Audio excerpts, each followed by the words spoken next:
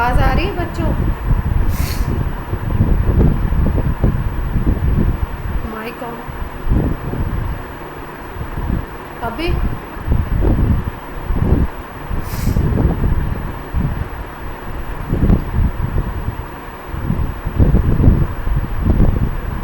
Electricity चली गई थी इसलिए।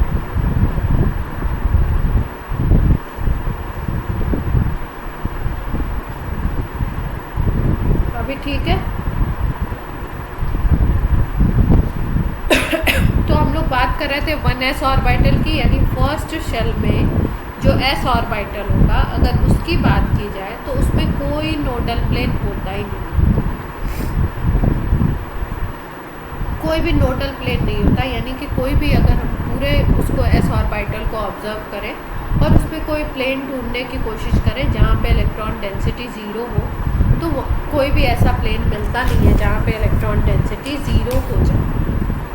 अब इसी तरीके से अगर हम 2s की बात करते हैं, 2s को देखते हैं, तो 2s में हमें सेकेंड शेल की अगर बात करो और उसका ऑर्बिटल ले लो, कौन सा?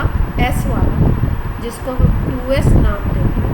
2s को जब हम देखते हैं तो इसमें हमें एक नोडल प्लेन,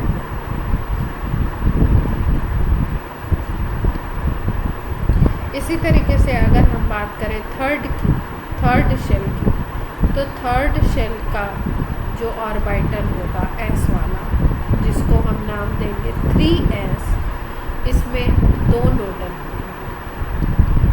ऐसे जैसे हम आगे बढ़ते जाएंगे वैसे हमें क्या पता लगेगा कि जो शेल नंबर है उससे अगर आप -1 करो तो आपको नोडल प्लेन का नंबर पता लग जाएगा।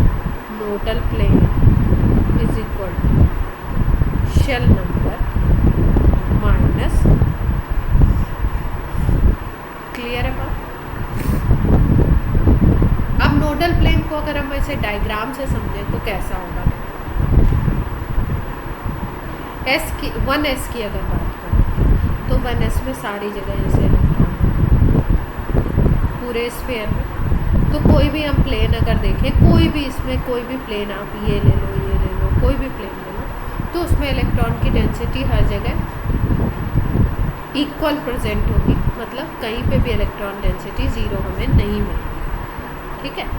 अब अगर हम 2s की बात करते हैं तो 2s में देखो कैसा मिलता है। यहाँ पे इलेक्ट्रॉन डेंसिटी है, ये बीच में न्यूक्लियस,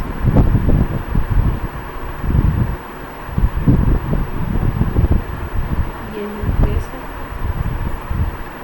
यहाँ पे एक ऐसा बीच में आपको स्पेस, एक प्लेन ऐसा मिलेगा जहाँ पे इलेक्ट्रॉन की डेंसिटी ज़ीरो, मतलब अंदर इलेक्ट्रॉन डेंसिटी है, यहाँ पे इलेक्ट्रॉन डेंसिटी ज़ीरो। फिर बाहर इलेक्ट्रॉन डेंसिटी,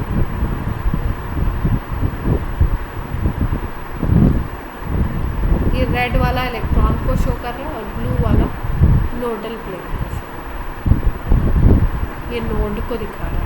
मतलब ये जो एरिया होगा यहाँ पे क्या होगा? इलेक्ट्रॉन डेंसिटी क्या होगी? ज़ीरो।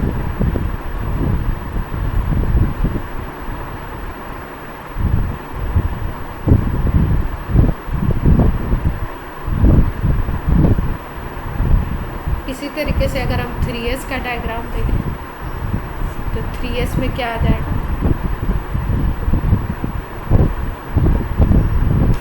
ये न्यूक्लियस, यहाँ पे इलेक्ट्रॉन, फिर एक नोडल प्लेन मिलेगा पहला,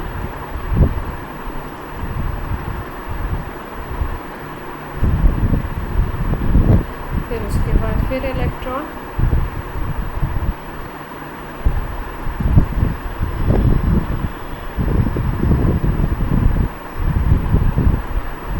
फिर से एक नोडल प्लेन,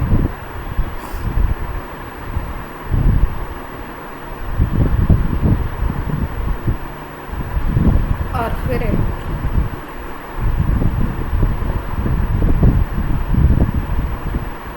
दो ब्लू स्फीयर्स दिख रहे हैं बीच में, इसका मतलब नोडल प्लेन कितने होगा? ये डायग्राम किसका है, 1s का, ये किसका है 2s का, ये किसका है 3s का। इसका मतलब अगर आपको कोई डायग्राम इस तरीके से दिया जाता है जिसमें नोडल प्लेन नोड्स को दिखाया जाता है और आपको बताया जाता है कि ये आइडेंटिफाई करना है कि ये 1s है 2s है 3s है 4s है, तो s के लिए पहली कंडीशन क्या होगी कि वो स्फेरिकल दिखेगा। दूसरी कंडीशन क्या होगी, जितने नोड्स हैं वो आप काउंट कर लीजिए। जैसे 1 नोड है तो वो 2s होगा, नोड के नंबर में +1 कर दो, शेल नंबर आपको पता चल जाएगा। जैसे यहाँ पे 2 अगर नोडल प्लेन दिखाए गए हैं आपको, 2 नोड्स दिखाए गए हैं, तो आप क्या बोलोगे, ये थर्ड सेल का 3s है। क्लियर। और ये ब्लू स्पेस का मतलब है ये ऐसा स्पेस होगा, इसमें इस स्फेरिकल पार्ट में ऐसा स्पेस होगा जहाँ पे इलेक्ट्रॉन की डेंसिटी 0 होगी, इलेक्ट्रॉन प्रेजेंट नहीं। अब देखो, अब अगर हम लोग बात करें p ऑर्बिटल,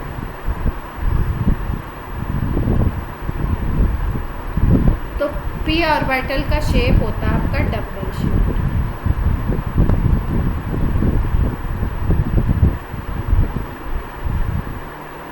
अब ये जो p ऑर्बिटल्स हैं इसमें 3 तरीके के बोले जाते हैं, एक को px बोलते हैं, दूसरे को py बोलते हैं, तीसरे को pz।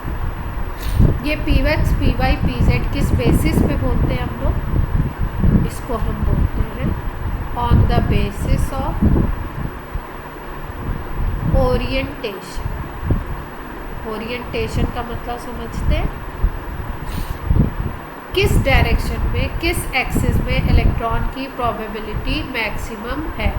जैसे अगर हमने बोला px की बात की तो इलेक्ट्रॉन डेंसिटी कहाँ होगी मैक्सिमम, अलोंग x एक्सिस। इसी तरीके से py की बात करोगे तो इलेक्ट्रॉन डेंसिटी कहाँ पे होगी मैक्सिमम, ये देखो y एक्सिस की बात हो रही, ये x एक्सिस की बात हो रही है और ये z एक्सिस की बात हो रही। मतलब ऑर्बिटल कुछ इस तरीके से बना हुआ होगा, या ऑर्बिटल बेसिकली कोई ऐसा नहीं है कि ये कोई हाउस है, कोई मकान है, ये एक इमेजिनरी एरिया है, इमेजिनरी वॉल्यूम है। ठीक है, तो जब वॉल्यूम ये x एक्सिस के अकॉर्डिंग होगा और शेप कैसा आपको दिखेगा, डबल शेप, तब आप बोलोगे px है। जब ये y एक्सिस के अकॉर्डिंग आपको दिखेगा तब आप क्या बोलोगे, py। और जब z एक्सिस के अकॉर्डिंग इलेक्ट्रॉन डेंसिटी आपको ज़्यादा दिखेगी और शेप डबल दिखेगा तो अब आप क्या बोलोगे, pz। क्लियर है इतनी बात। फिर उसके बाद इसमें भी देखिए आपको डायग्राम में नोडल प्लेन्स दिखाए गए हैं। नोडल प्लेन्स यहाँ पे कैसे होंगे, px py और pz। देखो इलेक्ट्रॉन डेंसिटी तो x एक्सिस के अकॉर्डिंग है, अगर हम px की बात कर रहे हैं तो इलेक्ट्रॉन मैक्सिमम x एक्सिस पे है। तो अगर इसमें प्लेन देखो आप, तो आप यहाँ पे प्लेन अगर x y और z की बात करो तो इसमें आप कितने प्लेन देख सकते हो, एक xy प्लेन देख सकते हो, एक yz देख सकते हो और एक zx देख सकते हो। 3 प्लेन बन सकते हैं क्या। यहाँ पे देखो, जैसे ये वाला प्लेन अगर बात करो आप, तो ये xy प्लेन देख रहे हो, x एक्सिस और y एक्सिस के अलोंग ये वाला जो प्लेन है ये xy प्लेन है। इतना सबको समझ आता है। ये 2D है तो थोड़ा आपको विजुलाइज करना पड़ेगा कि ये वाला जो प्लेन है वो xy प्लेन है। तो xy प्लेन में डेंसिटी 0 कब होगी, जब z एक्सिस के अकॉर्डिंग इलेक्ट्रॉन डेंसिटी मैक्सिमम हो। और z एक्सिस के अकॉर्डिंग कब मैक्सिमम होती है, pz। तो pz के लिए अगर नोडल प्लेन की बात करो तो नोडल प्लेन कौन सा होगा, xy। ऐसे ही अगर हम py की बात कर रहे हैं तो py के लिए नोडल प्लेन कौन सा हो जाएगा भाई, y एक्सिस में तो इलेक्ट्रॉन डेंसिटी होगी। और अगर x और z के अकॉर्डिंग आप प्लेन ले लो, जैसा यहाँ पे दिखाया गया x एक्सिस और z एक्सिस के अकॉर्डिंग इस तरीके का कुछ प्लेन है, तो ये वाला प्लेन जो xz प्लेन है ये क्या हो जाएगा, नोडल प्लेन। और अगर हम px की बात कर रहे हैं तो px में x के अकॉर्डिंग डेंसिटी होगी और y और z के अकॉर्डिंग डेंसिटी नहीं होगी। होगी, तो इसका मतलब y और z प्लेन अगर आप बनाओ, y और z को लेता हुआ ये जो प्लेन दिखाया जा रहा है, तो ये कैसा होगा, नोडल प्लेन। क्लियर है बात? किसी को भी क्लियर नहीं हुई हो तो बताओ।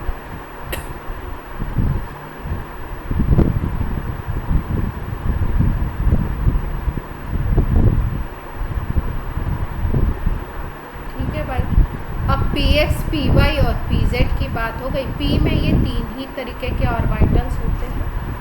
और अगर हम p की बात करें, p ऑर्बिटल की,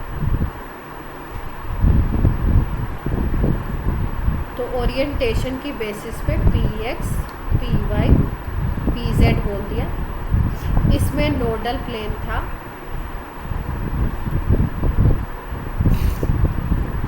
px वाले में नोडल प्लेन कौन सा था, yz था। py वाले में xz था और pz वाले में कौन सा था, x। ये नोडल प्लेन था। तीसरी अगर बात करें तो ये जो px है, py है और pz है, इन सब की एनर्जी सेम है। और कोई भी ऐसे ऑर्बिटल्स जिनकी एनर्जी सेम होती है उनको हम बोलते हैं डीजेनरेट ऑर्बिटल्स।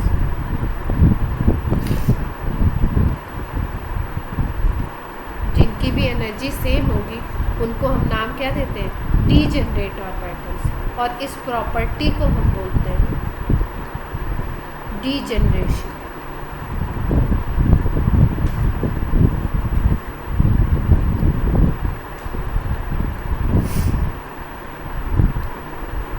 क्लियर हुई बात?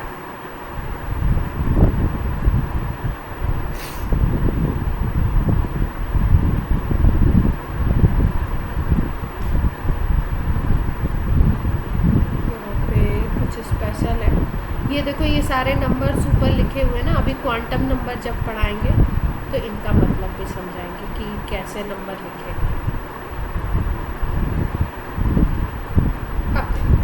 अब हम लोग बात कर रहे हैं, ये भी P का है डायग्राम।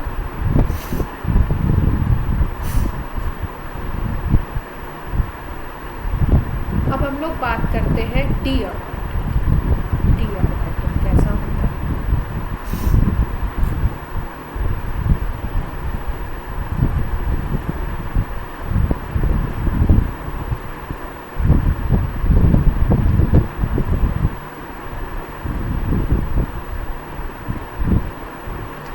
D ऑर्बिटल की अगर बात करें तो सबसे पहली बात, D ऑर्बिटल का शेप होता है डबल,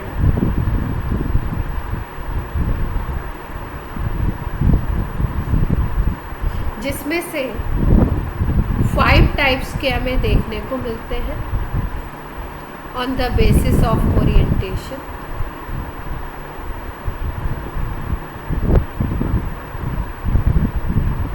जिसमें से जो 4 होते हैं वो होते हैं आपके डबल डम्बल, और एक ऐसा होता है जो होता है डम्बल।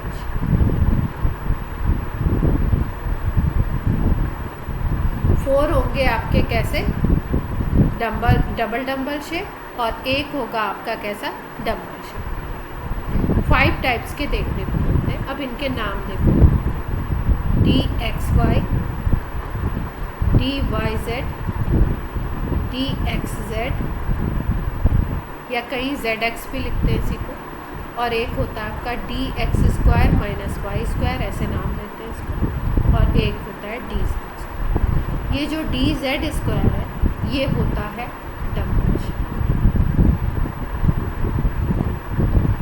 बाकी सारे कैसे होते हैं, डबल।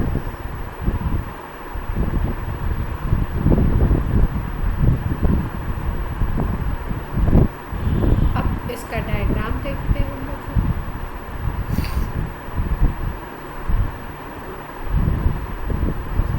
DX² माइनस y², ये मतलब कोई ऐसा मैथमेटिकल टर्म नहीं है कि मतलब इससे कोई मैथ्स निकालेंगे। इसमें एंगल और प्लेन से कि कहाँ पे इलेक्ट्रॉन डेंसिटी ज़्यादा होगी, कहाँ मैक्सिमम होगी, उसके अकॉर्डिंग इसको नाम दिया गया।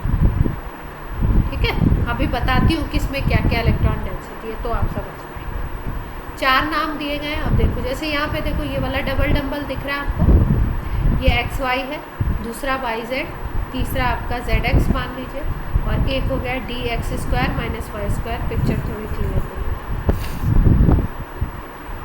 ये डी एक्स वाई है पहला में, ये आपका डी वाई जेड होगा, और ये तीसरा वाला है डी जेड एक्स या डी एक्स जेड भी बोल सकते हैं, और ये है आपका डी जेड स्क्वायर, और ये वाला है आपका D X square minus Y square. ठीक है, अब देखो ये चारों तो आपको डबल डम्बल दिख रहे हैं, ये इस तरीके से एक आगे और एक पीछे इस तरीके से डम्बल। ठीक है, ये भी आपको डबल डम्बल, ये भी, केवल ये ऐसा है जिसमें 2 दिख रहे हैं, और ये एक रिंग होती है इसमें। अभी रिंग का भी मतलब बताते हैं क्या होता है। इतनी बात क्लियर है, नाम क्लियर हो गए इनके।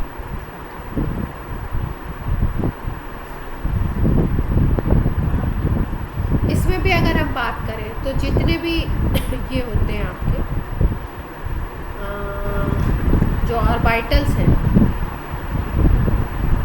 इनकी एनर्जी क्या होती है, सेम होती है, और इनको भी हम बोलते हैं डीजेनरेट।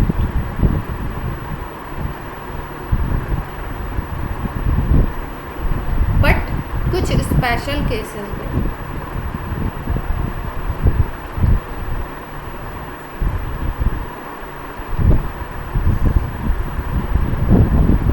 में हम लोग पढ़ेंगे कोऑर्डिनेशन केमिस्ट्री, उसमें पढ़ेंगे लिगेंड्स ऐसे आपके न्यूट्रल मॉलिक्यूल हो सकते हैं, या कोई आयन हो सकता है, कोई ऐसा एटम जो लोन पेयर ऑफ इलेक्ट्रॉन देते हैं। ठीक है, तो कुछ ऐसे लिगेंड्स होते हैं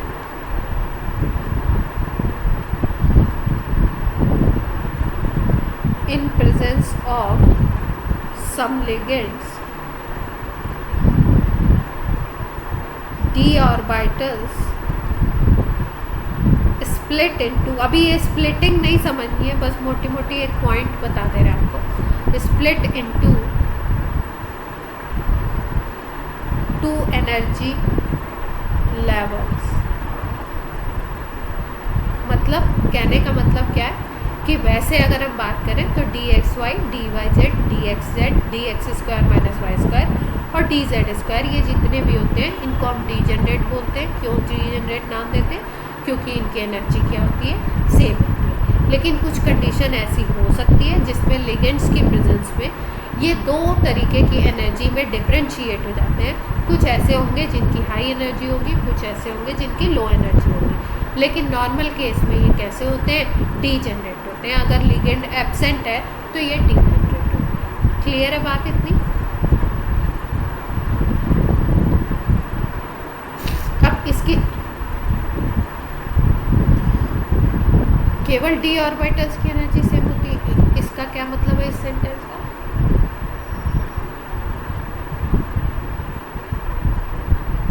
हाँ, पी को भी बोलते हैं, जैसे P X, P Y, P Z की भी सेम होती है।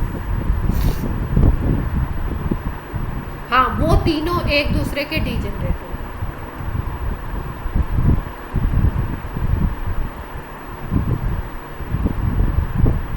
नहीं नहीं नहीं, D for diffuse. D word कहाँ से आया था? डी वर्ड आपको बताया था मैंने कि स्पेक्ट्रल लाइन किस तरीके की मिल रही है, उसकी बेसिस पे नाम दिया गया था SPDF।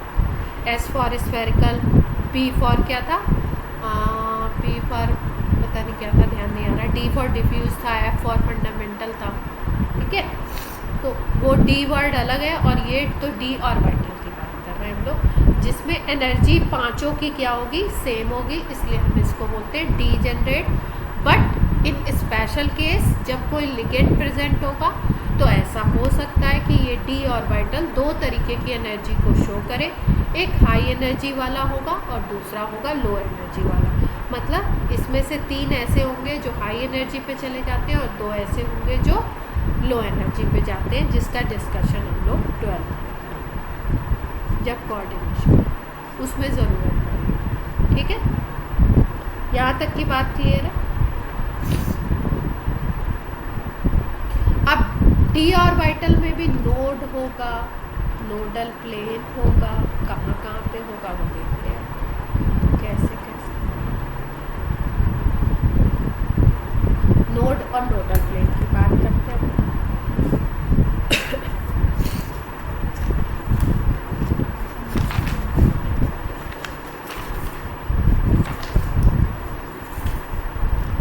आयुष, आयुष क्लास में नहीं है।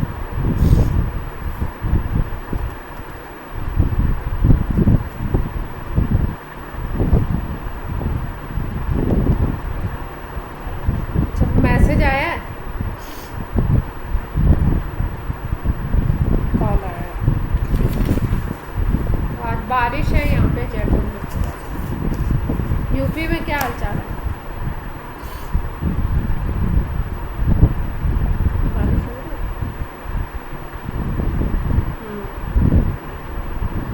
बात तो सही है, ह्यूमिड तो हो जाता है। देखो डायग्राम का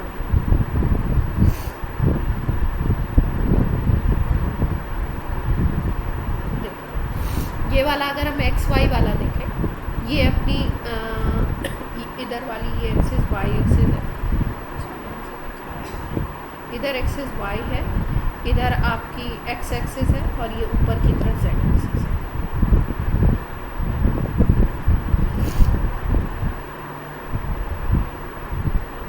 ये तीन एक्सिस है, एक्स वाई और जेड, ठीक है।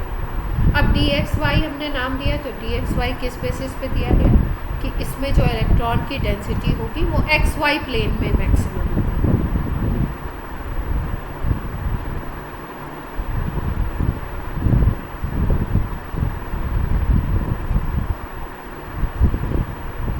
बाकी जो प्लेन आपको मिलेंगे उसमें क्या होगा, जैसे यहाँ पे देखो ये जो डायग्राम दिखाया गया ये नोडल प्लेन को दिखा रहा है, दो नोडल प्लेन दिख रहे हैं।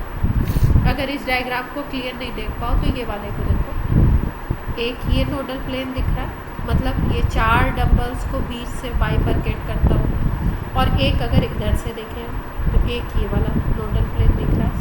सब लोग देख पा रहे हैं? एक ये वाला, दो कलर से मैं बना देती हूँ,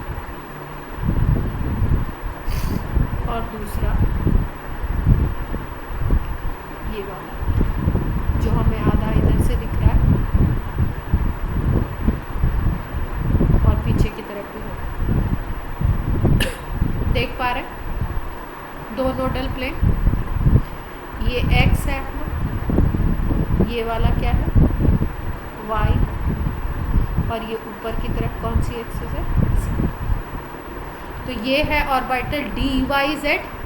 तो डी वाई जेड में आपका वाई और जेड प्लेन जो होगा, वाई और जेड से जो प्लेन बनेगा उसमें तो इलेक्ट्रॉन की डेंसिटी होगी मैक्सिमम, और आपके जो बाकी प्लेन बनेंगे, जैसे एक ये वाला प्लेन बन रहा है, इस प्लेन की अगर बात करो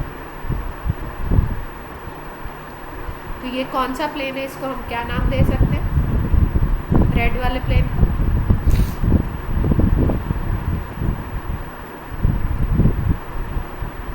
इस प्लेन को क्या नाम दे सकते हैं हम लोग? नहीं, नोडल तो दे सकते हैं, तो मतलब कौन सा प्लेन होगा? X Y, Y Z, Z X, तीन ही प्लेन दिखेंगे ना इसमें, इसको क्या नाम दे सकते हैं भाई? ऑर्बिट नाम पूछ रही हूँ केवल। जैसे ये ऑर्बिटल है डी वाई जेड, ठीक है, तो वाई जेड जो प्लेन होगा उसमें तो इलेक्ट्रॉन होंगे।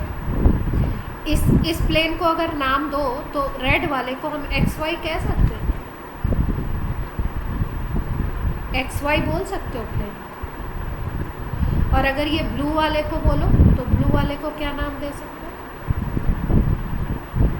इस वाले प्लेन की बात करो, ये नीचे तक जो, तो इसको हम लोग क्या नाम दे सकते हैं? ये वाई जेड नहीं है, वाई जेड तो ये वाला है जिसमें इलेक्ट्रॉन डेंसिटी।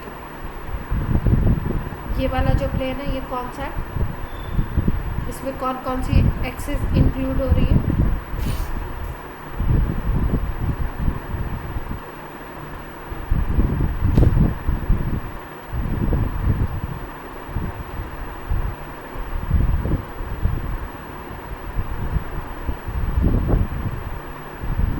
डायग्राम के अकॉर्डिंग तो वाई जेड ही दिख रहा है, हमें कुछ तो ऐसा लग दिया भाई। ये एक्स एक्सिस है, ये वाई है इधर वाली, और ये वाली जेड है अगर, तो ये तो आपका यही होगा ना। ये वाला प्लेन आपका ब्लू वाला जो प्लेन है, ये आपका किससे किससे बन रहा है? एक तो जेड से बन रहा है और दूसरा किससे बन रहा है? वाई एक्सिस से बन रहा है, तो ये वाई जेड प्लेन है। तो ये जो वाई जेड प्लेन होगा इसमें तो इलेक्ट्रॉन डेंसिटी होगी, इसका मतलब इसको हम नाम चेंज कर सकते हैं, इसको एक्स जेड बोलते हैं।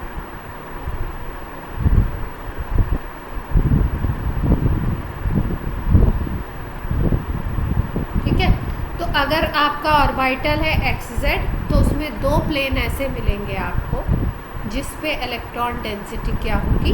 ज़ीरो होगी। वो कौन कौन से मिलेंगे? एक मिलेगा एक्स वाई और दूसरा मिलेगा वाई जेड। क्लियर हुई बात? और इलेक्ट्रॉन डेंसिटी मैक्सिमम किस में मिलेगी? मतलब आपको जो प्लेन के अकॉर्डिंग नाम है उसमें तो डेंसिटी मैक्सिमम, उसके अलावा जो दो प्लेन बनेंगे उसमें इलेक्ट्रॉन डेंसिटी क्या होगी? ज़ीरो होगी, और उसी को हम क्या बोलेंगे? Nodal plane. क्लियर हुई बात? अब यहाँ पे नाम हमको वाई जेड लेना है।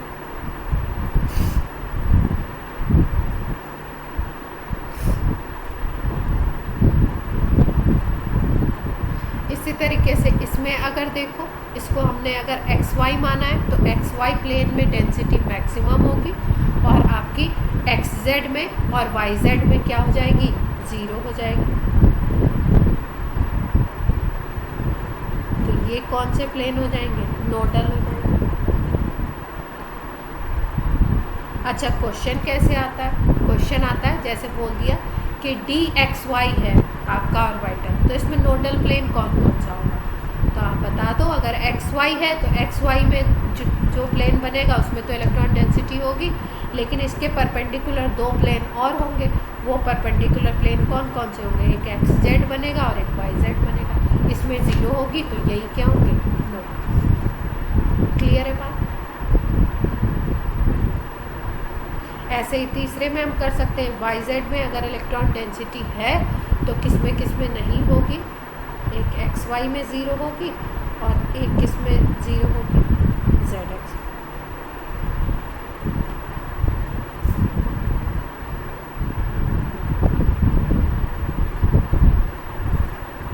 क्लियर?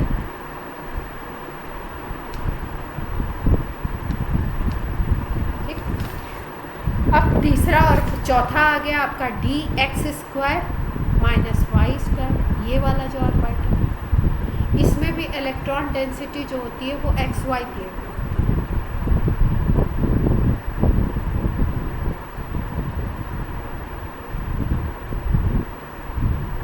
ठीक है, और इस एक्स वाई प्लेन से अगर हम 45 डिग्री पे कोई प्लेन खींचते हैं, एक्स वाई प्लेन से 45 डिग्री पे अगर कोई प्लेन लेते हो, तो वहाँ पे देखा गया कि वहाँ पे इलेक्ट्रॉन डेंसिटी ज़ीरो होगी। मतलब इससे 45 डिग्री के एंगल पर जो प्लेन बनाओगे वहाँ पे इलेक्ट्रॉन डेंसिटी क्या होगी? ज़ीरो। मतलब वहाँ पे क्या मिलेगा आपका? Nodal plane. Clear?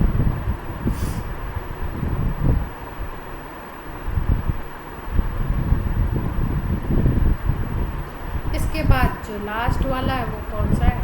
D Z square. D Z square का स्पेशल इस तरीके का structure.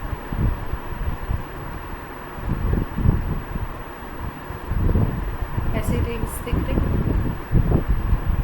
D Z square speciality क्या है? टू लोब्स, इलेक्ट्रॉन डेंसिटी कहाँ हो, जेड एक्सिस के अकॉर्डिंग।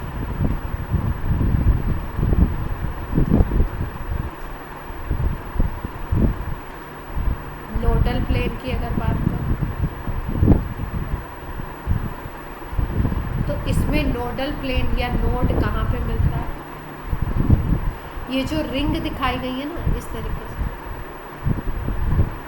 ये जो प्लेन हो, ये जो आपका स्पेस होगा स्फेरिकल स्पेस, इस आपके ऑर्बिटल के चारों तरफ, यहाँ पे इलेक्ट्रॉन डेंसिटी, यहाँ पे नोड मिलता है।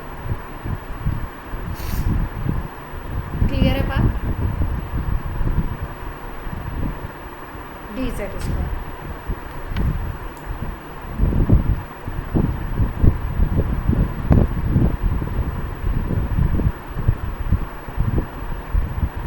अब हमने बात कर ली एस की, हमने बात कर ली पी की, हमने बात कर ली डी की। डी की अगर बात करो तो डी में भी क्या होता है, ओरिएंटेशन होता है, मतलब डी भी कैसा होगा, डायरेक्शनल ऑर्बिटल होगा। अगर हम बात करें डायरेक्शनल किसी भी चीज़ को, उस चीज़ को डायरेक्शनल हम बोलते हैं जिसमें हमें जो इलेक्ट्रॉन की डेंसिटी किसी स्पेशल एक्सिस पे दिखाई देगी और किसी पे नहीं होगी, तो उसको हम बोलते हैं डायरेक्शनल। तो अगर डी की बात करो तो डी भी कैसा होगा, डायरेक्शनल होगा।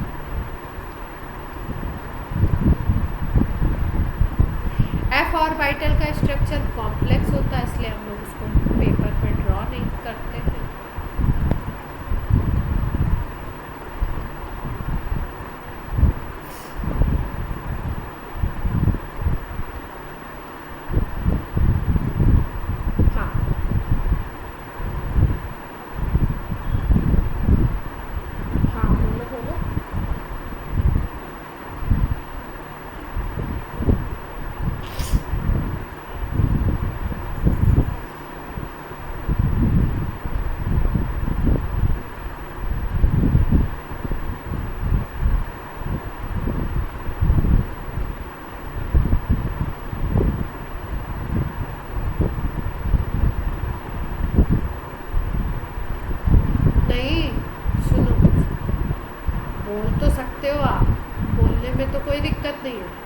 पर जैसे काउंटिंग होती है ना कि 1 के बाद 2 ही आता है, 2 के बाद 3 ही आता है, 3 के बाद 4 ही आता है, समझ रहे हो?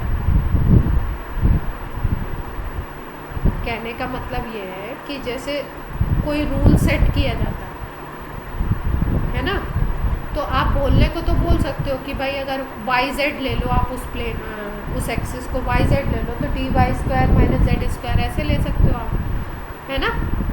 आप यही कह रहे हो ना, एक्सिस इंटरचेंज हो सकती है, एक्सिस वहाँ पे कोई ऐसा एक्स वाई जेड ऐसा लिखा हुआ नहीं। लेकिन होता क्या है कि जो प्रीवियस साइंटिस्ट ने जिन्होंने इसकी डिस्कवरी की, वो जिस बेसिस पे, जिस टर्म एंड कंडीशन पे वो चले, जिसको उन्होंने जो माना, वो आगे वालों को भी वही मानना पड़ता है। उसका रीज़न क्या है? रीज़न ये है कि अगर आप उसका नाम चेंज कर दोगे ना तो कन्फ्यूज़न हो जाएगा, समझ रहे हो?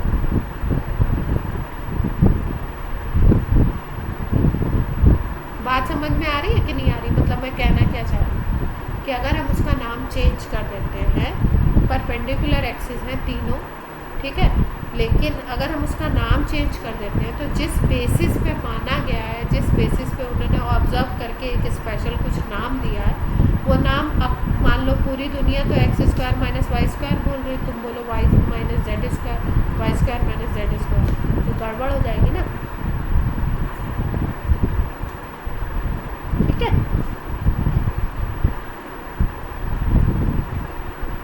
ये बस वही वाली बात है और कोई बात नहीं है। जो उन्होंने डिस्कवर किया तो कैसे डिस्कवर किया है ना, उसकी बेसिस पे ये चीज़ें।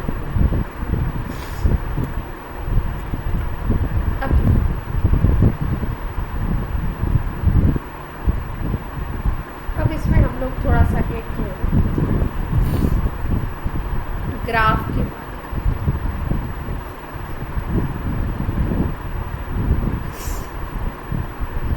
ग्राफ की अगर बात करो, किसके किसके बीच में ग्राफ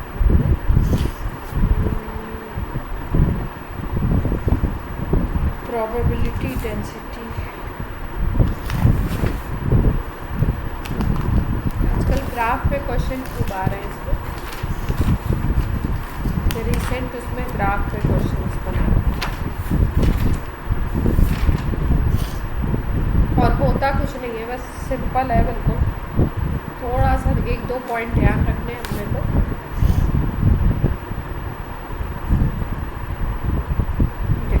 जैसे एक ग्राफ है, इसकी मैथ्स में मत जाना, टर्म को ध्यान रखना। एक्स एक्सिस पे हम लोग लेते हैं रेडियस, और इस पे ले लिया हमने 4πr² साई स्क्वायर, एक टर्म है। ठीक है, अभी साई क्या है स्क्रोडिंजर आपको बताया नहीं है, वेव मॉडल, तो इसलिए साई आपको पता नहीं है। बस आप इतना समझो कि एक हम लोग रेडियल डेंसिटी और रेडियस के बारे में, radius of atom, radius of orbital कह सकते हो, उसके बीच में हम लोग ग्राफ खींचे। रेडियल डेंसिटी का क्या मतलब है, अगर हम एस की बात कर रहे हैं तो एस में रेडियस से ये जो आपका एरिया है, ये जो वॉल्यूम है, अगर इसको देखो तो इसकी डेंसिटी निकालो, इलेक्ट्रॉन डेंसिटी की बात करो तो ये रेडियल डेंसिटी और ये जो आर है इसके बीच में हम ग्राफ प्लॉट करें। ठीक है, तो 1s का कैसा दिखेगा, 2s का कैसा दिखेगा और 3s का कैसा दिखेगा। अभी अभी हमने आपको एक बेसिक बात बताई थी कि अगर हम 1s की बात करते हैं तो 1s में हमें नोड कितने मिले थे, 1 2 3 कितने नोड मिले थे 1s में, नोडल प्लेन। 1s में 0 था, 2s में 1 था और 3s में क्या था, 3s में आपके 2 थे। तो यानी फर्स्ट शेल की अगर बात करोगे तो कोई भी नोडल प्लेन नहीं मिलेगा। इसका मतलब इलेक्ट्रॉन डेंसिटी आपको 0 नहीं मिलेगी, कहीं पे भी जहाँ मिलेगी सब इक्वल दिखेगी आपको। फिर 2s की अगर बात करो तो 1 और 3s की बात करो तो 2 मिलेगा। तो अगर हम रेडियल डेंसिटी और रेडियस के बीच में ग्राफ प्लॉट करते हैं तो 1s के केस में कुछ ऐसा ग्राफ होगा।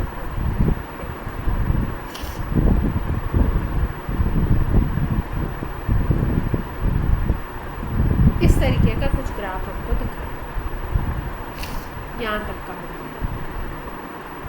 तो इसका मतलब क्या है कि ये जो डेंसिटी है ना, ये इस तरीके से है, कहीं पे भी डेंसिटी 0 नहीं है।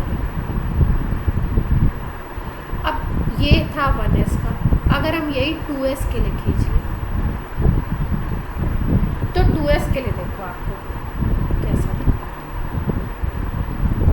4πr² साई स्क्वायर, और अगर हम रेडियस के बीच में ग्राफ खींचते हैं 2s का तो 2s के लिए देखो ऐसी चीज।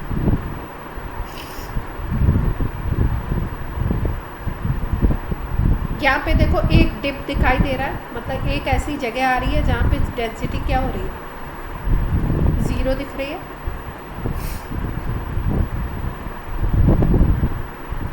ये जो डेंसिटी है आपकी प्रोबेबिलिटी डेंसिटी, ये यहाँ पे क्या आ रही है, 0 आ रही है, देख पा रहे हो। तो ये शो कर रहा है नोड को, जो हम लोग बात कर रहे थे ना कि 1s में कोई भी नोड नहीं है, सारे यहाँ पे इलेक्ट्रॉन इस तरीके से। कहीं किसी भी रेडियस को ले लो, रेडियस को बढ़ाते जाओ, आपका क्या है 1s में आपका पूरी जगह पे इलेक्ट्रॉन भरेंगे। 2s में हमने क्या बताया था आपको कि ये न्यूक्लियस है, एक बीच में ऐसा प्लेन मिलेगा जहाँ पे इलेक्ट्रॉन नहीं होंगे, फिर उसके बाद बाहर फिर होंगे, ऐसा ही तो बताया। तो ये एरिया शो कर रहा है इलेक्ट्रॉन को, फिर यहाँ पे डिप आया, ये जो डिप है ये शो कर रहा है इस नोड को, फिर उसके बाद फिर इलेक्ट्रॉन। बात समझ आई कुछ?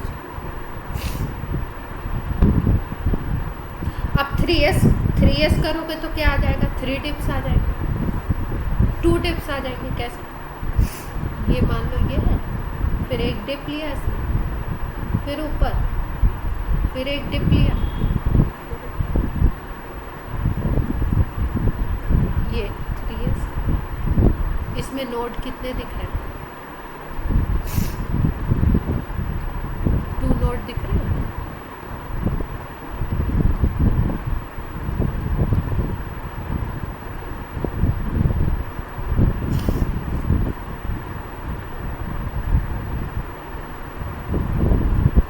तो हमने ग्राफ किसके बीच में खींचा?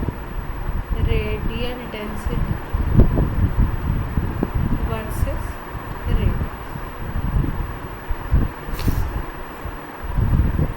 तो ये जो डिप्स है ये किसको शो कर रहे हैं? नोड को शो कर रहे हैं, और ये एरिया इलेक्ट्रॉन डेंसिटी को शो कर रहा है। क्लियर?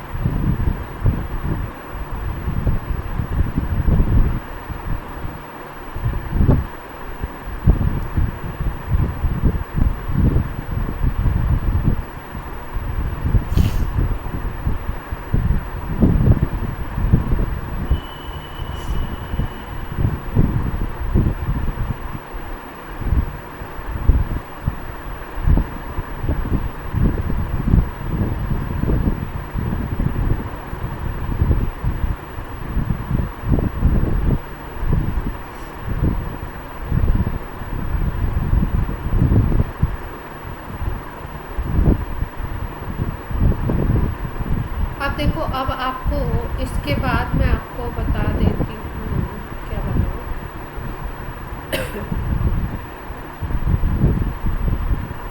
सबसे पहले मैं आपको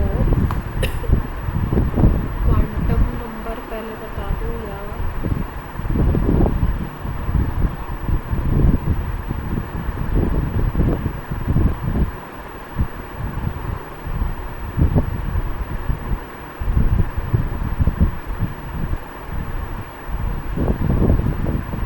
अब हम लोग पढ़ेंगे वेव मैकेनिकल।